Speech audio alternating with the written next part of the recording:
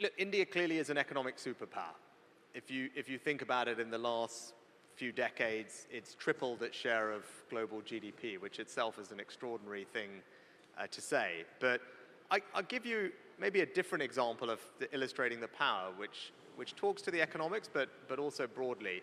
For the first time in I think about 100 years, in 2028, cricket is going to be an Olympic sport again. Right? Now, that is purely and simply because of India's new power and status in the world. Now, of course, there's an economic aspect to that because the broadcast rights are economically important to the IOC, and the value in India will be higher if cricket is included. But it also, I think, speaks to the fact that if you've got 1.4 billion people becoming more economically, culturally, geopolitically significant, their desires, their needs, their wants are going to get recognition in the world. And I think cricket is a great example of that. But more broadly, look, of course, the economy is growing very fast. We talked about some of the things that are special about it. But I think when I look at economic growth going forward, a couple of things stand out to me: energy and technology.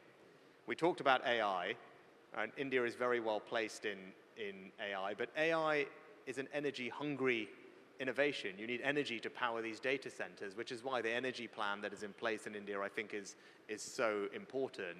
And then if you look at that Stanford index that I mentioned that ranks all those countries, I was very proud to say the UK is third, but very close, just behind us, catching up very quickly, India is fourth.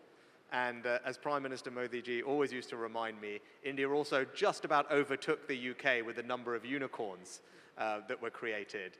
And that is a sign of, I think, the technical capability of the population here. Actually, Dario Modi, who's the founder of Anthropic, the company that I provide some advice for, was recently in India just a few days ago, and he was completely struck by the talent of the young entrepreneurs working on applications for AI to make sure that they have an impact here in India. So I think, look, there's a very exciting future economically, but I think it goes broader than that, and I think cricket is a good example.